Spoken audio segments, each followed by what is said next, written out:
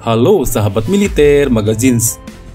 Dilansir dari Draft ID dan Defense Studies, diberitakan bahwa Kementerian Pertahanan telah mengalokasikan anggaran senilai 87 juta US dollar atau setara dengan 1,2 triliun rupiah untuk pengadaan satu unit Submarine Rescue Vehicle Systems pada periode anggaran 2020 hingga 2024. Submarine Rescue Vehicle atau yang kita kenal dengan sebutan kapal penyelamat kapal selam. Kebutuhan kapal penyelamat kapal selam atau Submarine Rescue Vehicle diperlukan karena pada tahun 2024 TNI Angkatan Laut akan mengoperasikan 8 kapal selam sebagaimana tuntutan MIF atau Minimum Essential Force atau kekuatan pokok minimum atau dalam artian proses untuk modernisasi alutsista TNI. Seperti apa spesifikasi dan kecanggihan kapal ini akan kita bahas di dalam video ini. Sebelum kita bahas, pastikan sudah subscribe ya.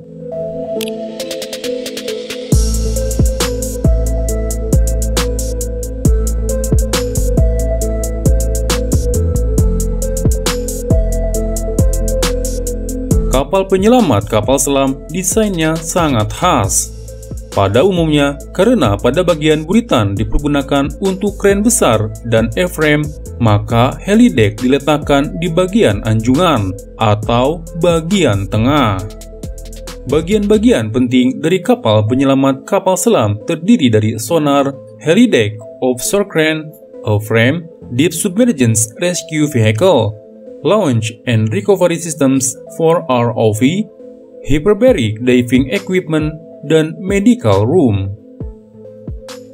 Diberitakan sebelumnya di akhir Desember 2018 bahwa TNI Angkatan Laut mengajukan usulan untuk pengadaan 2 unit kapal penyelamat kapal selam yang akan dimasukkan ke dalam paket MIF 3 periode 2020-2024.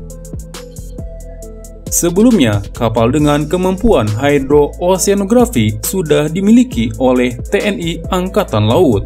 Bahkan ada 2 yang tergolong baru dan canggih, seperti KRI Rigel 933 dan KRI Spica 934.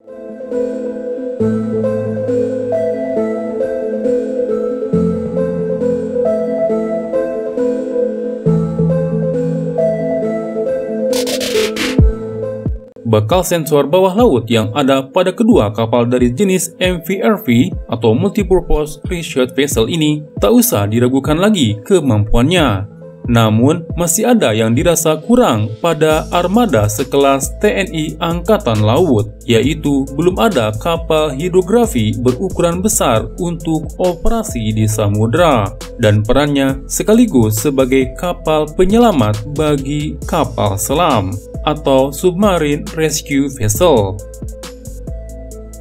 Prosedur darurat untuk evakuasi awak kapal selam sudah ada prosedurnya, seperti yang selama ini dijalankan latihannya oleh awak satuan kapal selam dengan Submarine Escape Immersion Equipment MK-10 Suite, yaitu perlengkapan darurat perorangan yang dapat digunakan untuk evakuasi di kedalaman maksimal 182 meter. Yang jadi pertanyaan adalah bagaimana jika kapal selam kandas di kedalaman lebih dari itu? Maklum saja seperti kondisi laut di Indonesia Timur yang banyak memiliki zona perairan dalam.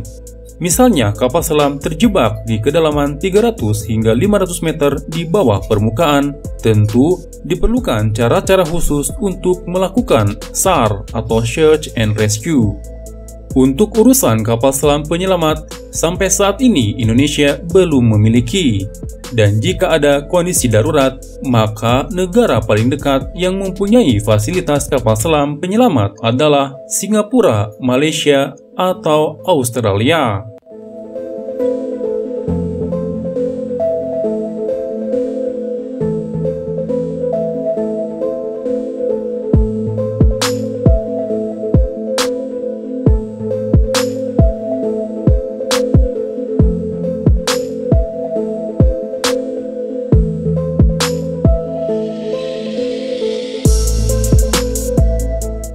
Nah, pada umumnya kapal selam penyelamat tadi ditempatkan sebagai bagian dari kapal di permukaan.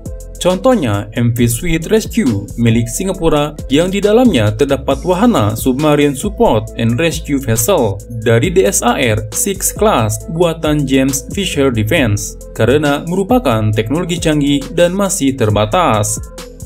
Harga pengadaan perangkat dan kapal jenis ini terbilang mahal. Tak heran, hanya beberapa gelintir negara kaya yang mampu mengoperasikan. Namun, peran kapal penyelamat kapal selam tak untuk urusan SAR di kedalaman laut saja. Dengan bobot tonase yang besar, kapal jenis ini dirancang untuk endurance tinggi di laut lepas. Dan bekal sensor yang ada di dalamnya juga dapat dimanfaatkan untuk tugas riset bawah air dan hidrooseanografi. Dengan keunggulan tonase yang besar dan perlengkapan survei bawah air yang mumpuni, kapal sekelas ini tak perlu lego jangkar dalam misi SAR. Kelak, kapal dengan kemampuan MV Swift Rescue dan MVV Everest diharapkan dapat memperkuat TNI Angkatan Laut, termasuk dalam mendukung peran Basarnas.